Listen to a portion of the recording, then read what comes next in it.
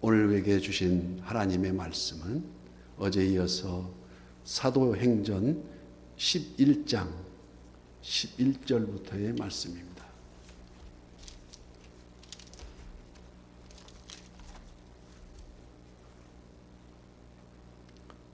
사도행전 11장 11절부터 18절까지 보겠습니다. 교독하고 마지막 절은 합독합니다. 마침 세 사람이 내가 유숙한 집 앞에 서 있으니 가이사라에서 내게로 보낸 사람이라.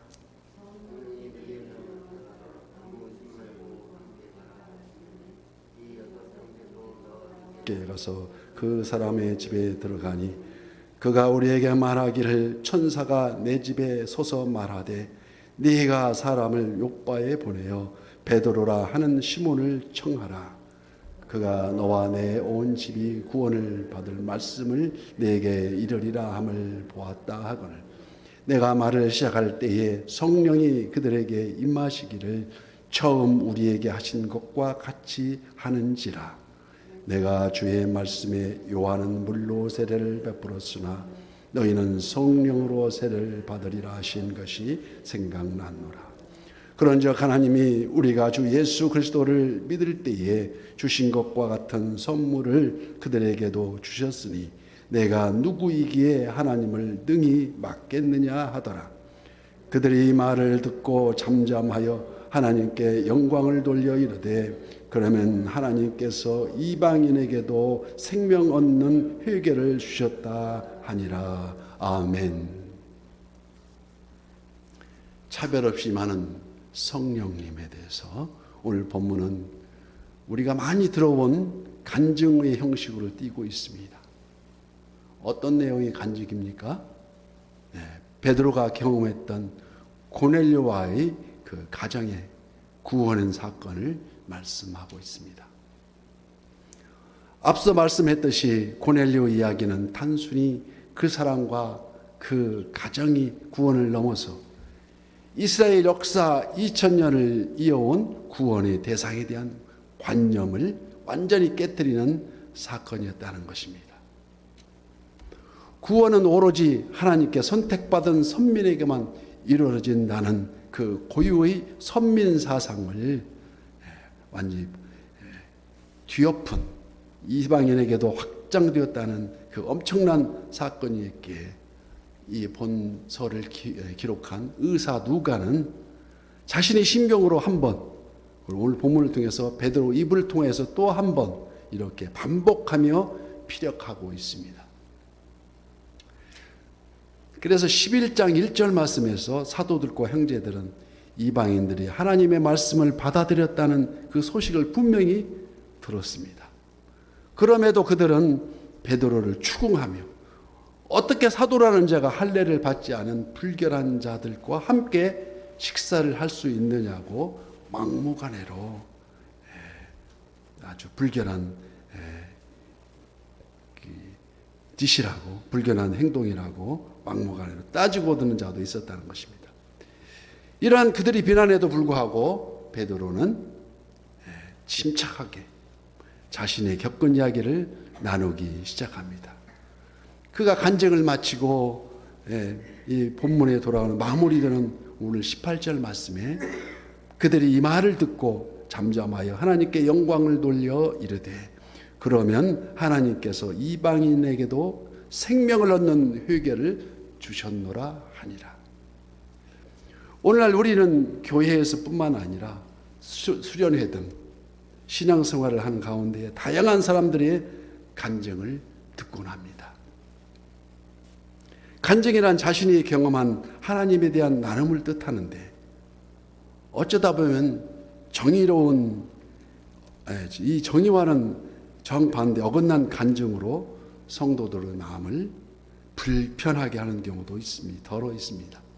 예를 들어서 자기는 로또 복권 당첨되기를 아주 굉장히 열망하고 있는데 그래서 계속 기도하면서 쉬지 않고 매주 복권을 사 모은다느니 믿음과 동떨어진 경우가 있다는 것입니다.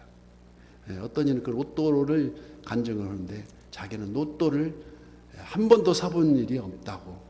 그 이유를 왜 그러냐 하니까 자기는 로또에 당첨된 사람마다 대부분 80% 90% 이상이 전부 로또 거금을 다 탕진하고 다 부부가 헤어지고 아주 그 몰락한 형태를 다 봐왔기 때문에 자기는 자기 마음도 어떻게 될지 모르니까 자기는 안 사느라고 그런 말씀이었습니다. 그래서 오늘 본문 말씀 통해서 간증의 목적과 결과에 대해서 우리가 묵상해 보고자 합니다. 그래서 말씀 중에 그들이 이 말을 듣고 잠잠하여 하나님께 영광을 돌려 이르되 그러면 하나님께서 이방인에게도 생명을 얻는 회개를 주셨다. 여기에서 우리는 세 가지의 모습을 우리가 생각할 수 있습니다. 첫째, 그들이 이 말을 듣고 잠잠하여지고 또 하나님께 영광을 돌려 이르되 하나님께 영광을 돌렸다는 것입니다. 첫 번째가. 그리고 마지막으로 생명을 얻게 하는 회개를 주셨다고 우리는 교훈을 받습니다. 어쩌면 꼭 간증의 형식이 아니더라도 우리의 일상에서 우리의 입술로 흘러나오는 모든 말들이 하나님께 영광이 될 수는 없을까 하고 그래서 증인으로서의 삶을 묵상해 보기도 합니다. 마치 우리 교회에 있을 때만 우리가 교회에 있을 때만 하나님께 예배 드리는 것이 아닌 것처럼 삶의 모든 부분에서 하나님을 높여드릴 수 있는 그러한 우리가 될 수 없을까 하고 스스로 질문을 던져봅니다. 이는 결코 쉽지는 않은 일이며 당연히 우리의 힘과 능력으로는 불가능해 보이지만 우리를 삶에 우리 주님이 동행하신다면 우리 항상 곁에 계신 우리 주님이 함께 하신다면 구원의 하나님으로 말미암아 항상 기뻐하고 쉬지 말고 기도하고 범사에 감사해서 성령을 소멸하지 않는다면 성령 충만을 이루어서 우리가 곧 매일매일 새벽 기도에 동참하면서 거듭거듭 성화되어기를 걸을 때에 우리는 그 길을 느낄 수 있지 않겠는가 개인적으로 생각해 봅니다. 때로 우리가 하나님의 일을 할 때 생각지도 않은 사람에게 비난을 받을 수도 있습니다. 사실 우리를 비난하는 사람이 우리를 모르는 사람이라면 그러려니 하고 참겠는데 평소에 잘 알고 우리와 절친하게 지던 사람이 그냥 이렇게 쉽고 우리를 반대하고 비난하면 참으로 견디고 어려운 상황이 어려운 시험이라 할 수 있습니다. 사실 베드로도 유대인의 규례를 벗어나지 않으려고 의식적으로 노력을 했으나 하나님의 강권하심에 의해서 이방인들을 찾아가서 복음을 전하고 그들과 함께 기거하면서 얻은 그 베드로의 결론은 오늘 17절 말씀과 같이 그런즉 하나님이 우리가 주 예수 그리스도를 믿을 때에 주신 것과 같은 선물을 우리에게 주셨으니 내가 누구이기에 하나님을 능히 막겠느냐 하더라. 이 일을 통해서 베드로는 그 깨달은 한 가지 말씀 사도행전 10장 34절 말씀과 같이 베드로가 입을 열어 말하되 내가 참으로 하나님은 사람의 외모를 보지 아니하시고 각 나라 중 하나님을 경외하며 의를 행하는 사람은 다 받으시는 줄 깨달았도다고 말씀합니다. 하나님의 선물은 외모 때문에 주어진 것이 아니고 출신 배경을 막론하고 오직 하나님을 경외하고 예수 그리스도를 주로 고백하는 모든 믿음의 백성들에게 차별 없이 주어지는 그 은혜가 바로 우리 가운데 계신 성령님이심을 고백하지 않을 수 없다는 것입니다. 그래서 본문 18절 말씀에도 그들이 이 말을 듣고 그들이 잠잠할 수밖에 없었던 것은 베드로를 비난하는 것이 곧 하나님을 비난하는 것과 똑같은 결론이고 하나님을 거부하는 것이요 하나님을 대적하는 입장이 되기 때문에 잠잠히 침묵할 수밖에 없었다는 것입니다. 그래서 하나님께 영광을 돌려 이르되 그러면 하나님께서 이방인에게도 생명 얻는 회개를 주셨도다 말씀하고 있습니다. 여기 생명을 얻는 회개가 무엇인 의미가 있는지 우리가 중요한 문제이기 때문에 살펴봅니다.